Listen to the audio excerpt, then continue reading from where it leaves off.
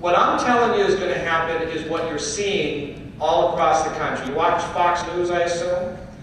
You know, when 1 million people show up in Washington, D.C. because they care about what's going on for the very first time, that is a revolution.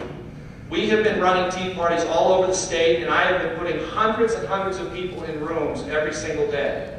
We have already established an organization of people that's over 1,000 in less than 2 months in order to coordinate the district and to win what needs to be done in November next year.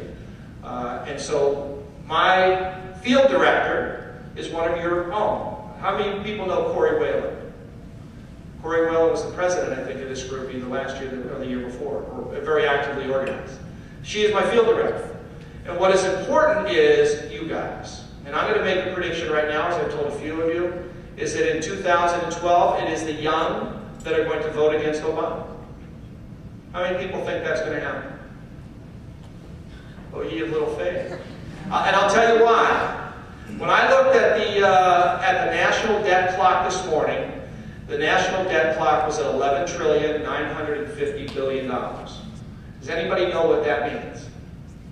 What that means is that every single American right now, if they had to write a check, would have to write a check to the federal government for $38,000 or $39,000 apiece. Now, since only about 40% of people pay taxes, the amount that a taxpayer has to pay that debt off is $112,000. Now, all your liberal friends who are saying we want free stuff and we want free health care should just reach in their pocketbooks and pull out their checkbook and write a check for $112,000. How many people do you think can do that? Not too many. How many people know, how many people work here full-time? You ever got a job or a part-time job? How many people know how much you gross in your part-time job on a weekly basis? One. How many people know how much you bring home? A lot more. See, most people have no idea what the government's doing to them. You know, and if you honestly look, what you're going to find out as young people is that right off the top, on average, the government takes 40% of your money. And that's just what comes out of your paycheck. Then when you get out in the world and you buy gas, there's 54 cents in taxes in your gas. Governor Patrick's going to try and make it bigger. He wants another 29 to 30 cents. You go to your store and you pay money, you pay what used to be a 5% sales tax, it's now 6.25%. You pay tax on your alcohol, it's hidden in the alcohol price. Well, now you pay a tax on top of the tax because the sales tax applies. If you own a house, you pay real estate taxes.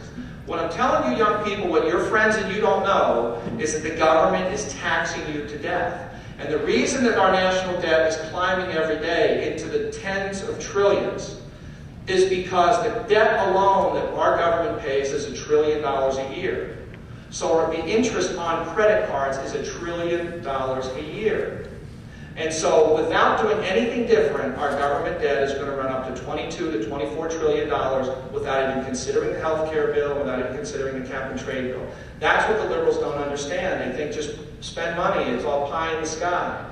You are here because you are the brightest and the smartest young people in the state of Massachusetts as we speak. Because you're not laying at home on a Saturday at noontime in a coma because you went out. Well, one person has, I saw outside. But for the most part, the Democratic people, the liberals, are laying in bed, and when they get up, they're going to do all the things that they care about, which is play video games and get over their hangovers and do all those kinds of things. But what you're doing is you're here because you're trying to find a way to make a difference, aren't you? You're here because you want to learn about your future. Well, I'm telling you, I'm going to win this race because there's nothing more important in my life than my 2 kids are in college. And when they get out of college, I don't want them to have to write a check for $110,000 to get this country out of trouble. And I don't want to see them continue to lose more than half of their income and have no ability to move forward in their lives. And so the inspiration you guys need to take out of the strength that you carry with you, and you carry strength with you every day, because you guys feel like you're the minority.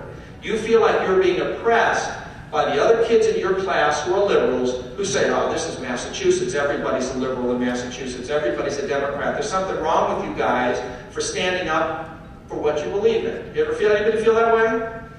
You know, that's the way it is with the liberal ideology. They try to tell you you have to do things their way instead of letting you do it your way.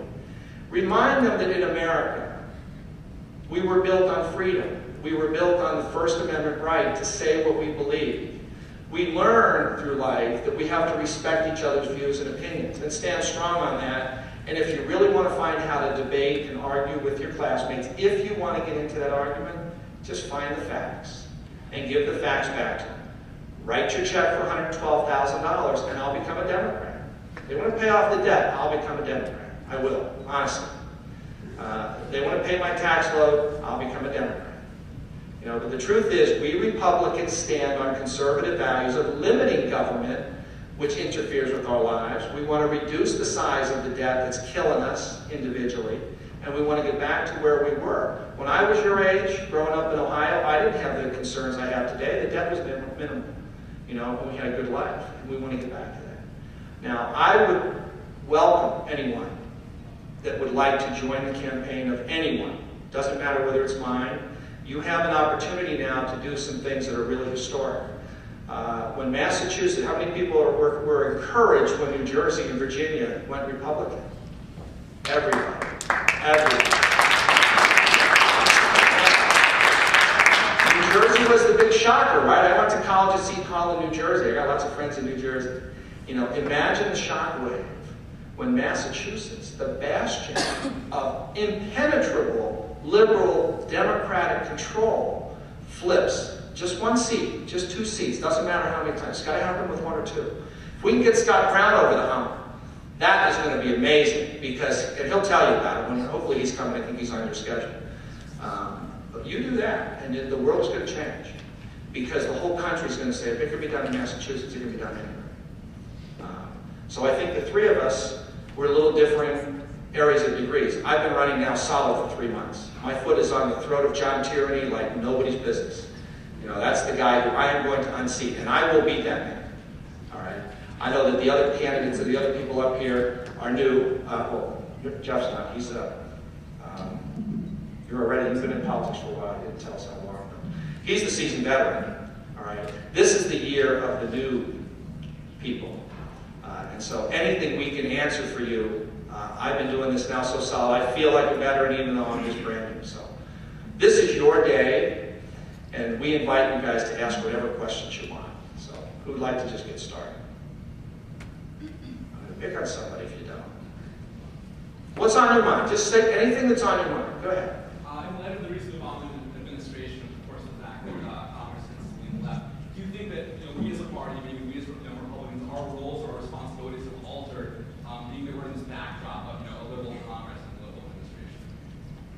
Want me to answer that? You can direct it to anybody that you want to. So. Do I think your roles have changed? No. I think your roles have never changed. My own personal view. I think the perception of the Republican Party has changed a little bit.